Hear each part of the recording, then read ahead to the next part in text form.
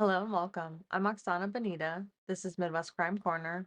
Let's get into it. After posting my video about Gypsy Rose on July the 17th, there's been waves of gun violence coming out of Indianapolis. And I'm going to cover two of those stories here and then wrap up the video with a more lighthearted crime story at the end of the video. Gun violence.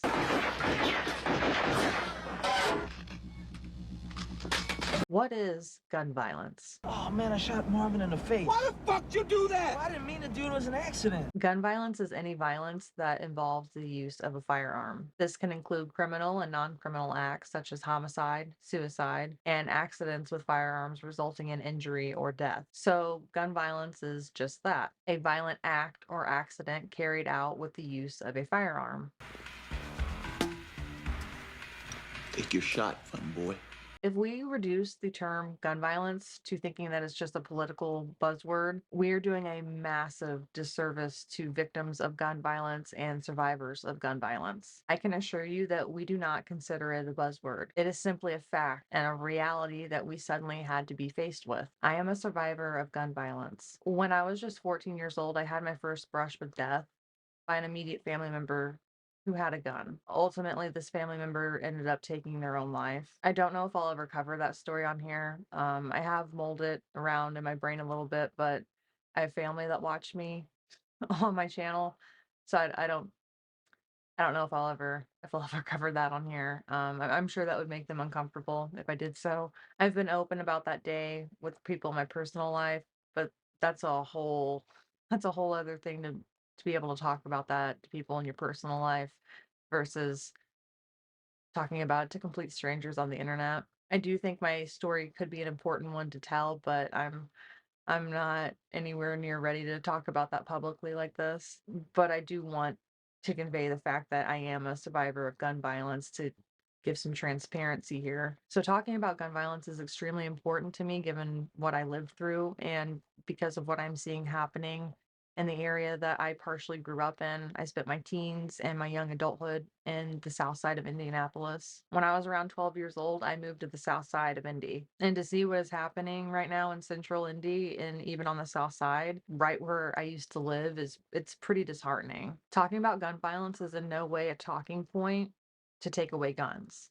At least you will not hear that from me ever on this channel. And again, this is not a political issue. At least it's not for me. I will not talk politics on my channel. I think that's divisive and I'm more for positive unity. I'm only going to bring up politics on this channel if it's in reference to a specific case, like talking about Gypsy Rose and how that would factor into why she got her plea deal, things like that. Despite what I lived through and being a survivor of gun violence, I still think that we should be able to own guns here in the US. There's so many reasons why gun violence happens, and I'm not going to get into all that here on this channel as well. That's not the purpose of this video. The purpose of this video is the fact that it's such an issue in Indianapolis and surrounding central Indy. I just want to talk about the fact that it's happening. And because of what happened this week in particular is just it's a blow. It's a blow to the community and it needs to be talked about at the very least. But like I said, there's too many factors at play to say that it's one thing or another. It's not a black and white issue. There's a lot of gray area when it comes to why gun violence happens.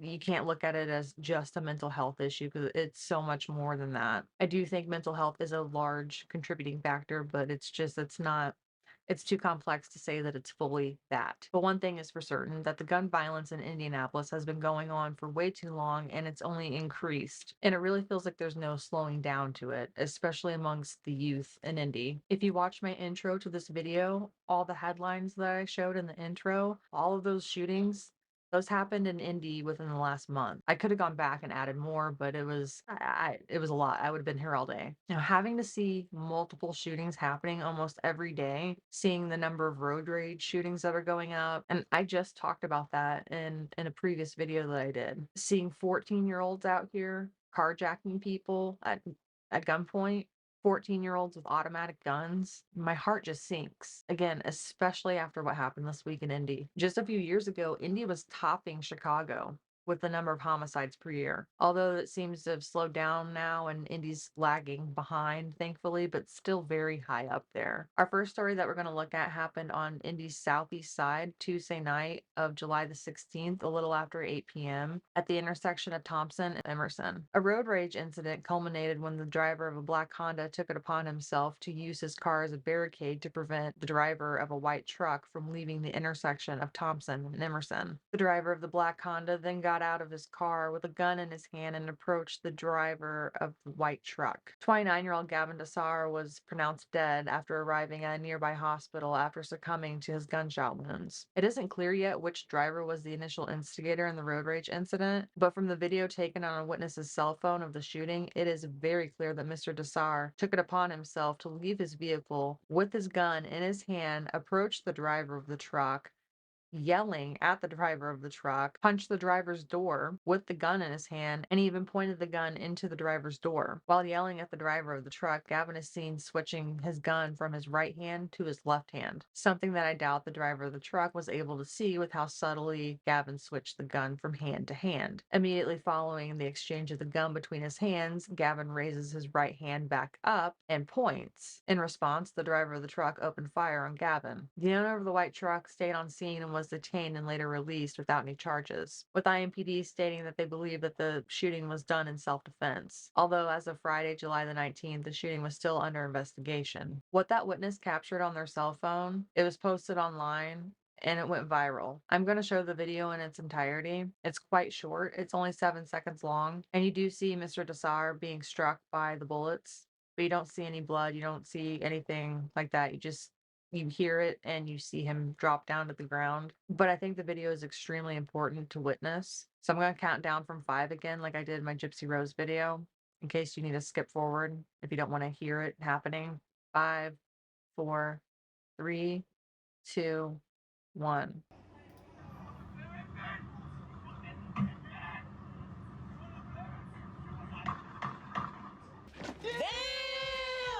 Like I mentioned in my Sam Touche video, Indy has a road rage problem, and too many people have been acting like this or shooting people outright. It's important to see how Mr. Desar was acting because we finally have on video what so many Hoosiers have been experiencing at large on our roads for so many years now. So, watching this video, I can't believe that this was Mr. Desar's first time doing this. No responsible gun owner is going to block another vehicle with their own and take it upon themselves to exit their vehicle with a gun in their hand to threaten the other driver. This guy was completely unhinged. If you're in a situation like this where another driver irritates you, pisses you off, whatever it may be, let it go. What are you trying to do? What are you trying to prove? If you cannot keep your cool while in traffic, you are never entitled enough to act like Mr. Desar. His life ended due to his own anger and hubris. Don't let that be you. On June the 29th of this year, just a few short weeks ago, Mr. Desar got married. His wife is undoubtedly heartbroken over the death of her husband. She claims that he was a good man and that he didn't deserve to be shot in cold blood. I really have to wonder if she watched the video of how her husband was acting leading up to his death before she made that statement.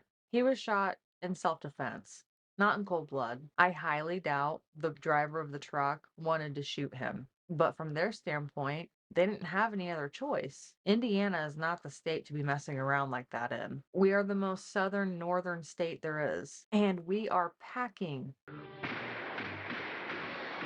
Look at the Greenwood Park Mall shooting, the mall that I spent many weekends in as a teenager and young adult. That shooting happened on July the 17th, 2022 in the food court. Within the first 15 seconds of that shooting, a good Samaritan with a gun shot and killed the shooter. Hoosiers do not play around when it comes to that kind of crap. So scrolling through comments on Facebook posts about this from local news outlets, I came across an interesting comment. A woman in the comments who claims to have been the ex-girlfriend of Desar's, claiming that this wasn't one-off behavior for him. In fact, this was a common occurrence for Mr. Desar to be an irresponsible gun owner and to use his weapon to threaten and intimidate people on the road. And again, watching this, I have no doubt in my mind that this was not the first time that he did this because he was way too comfortable with getting out of his car the way he did with a gun in his hand, punching that door and screaming like a little child. This was probably just the first time that he encountered somebody who wasn't going to tolerate his threatening manner. Looking at this photo of him that is being shared around a bunch of news outlets, look at his right hand. He has it in the shape of a gun, which, given everything that transpired,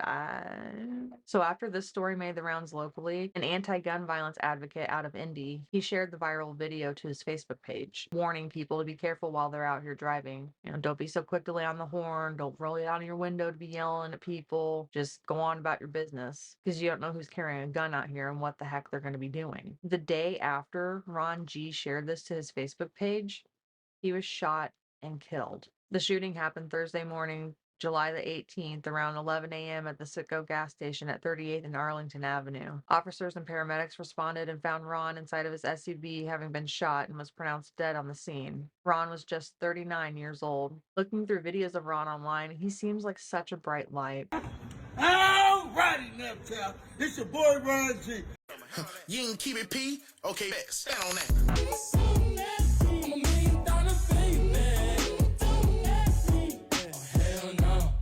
My heart aches for his family, his children, his friends, and everybody in the community that knew and loved him. Reading over the tributes for Ron that have been pouring in over the past week, as far away as Washington, D.C., you can see just how much of an impact Ron was making on the community. Ron seems like such a good person, just genuine. He was really out here trying to make a difference.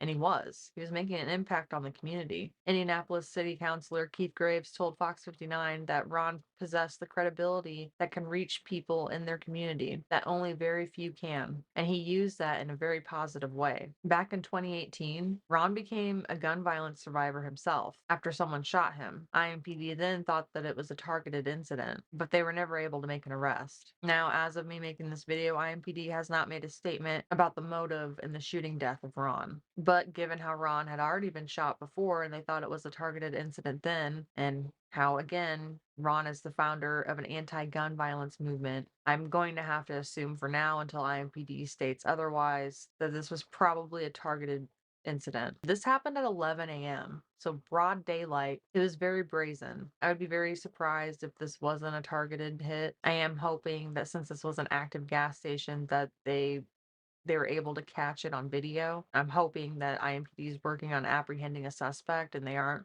letting their cards be known, so they're able to apprehend who they need to get. At that point, it'll just be up to prosecution to make sure the person or persons responsible for taking Ron's life do not end up back on the streets again. This is such an immeasurable tragedy. Ron really wanted to change what was happening in Indy with the gun violence, especially with today's youth.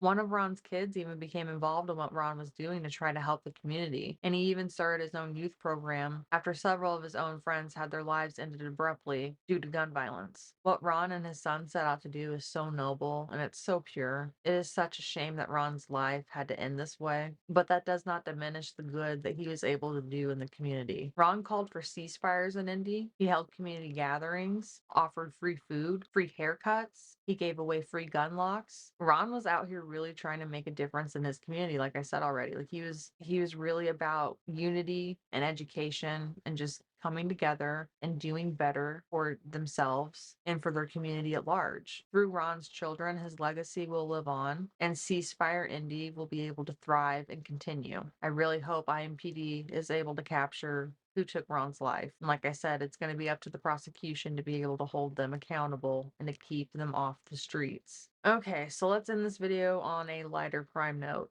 So this story comes to us a little northeast of Indy, out of Muncie, Indiana, home to Ball State University, and a whole lot of meth heads. Might have a little bit of a drug problem. Oh, see, I might not really care. I don't give a shit. Drugs are bad. You shouldn't do drugs. A 44-year-old man by the name of Charles Coons went into an area sex shop around 7 p.m. Wednesday, July the 17th.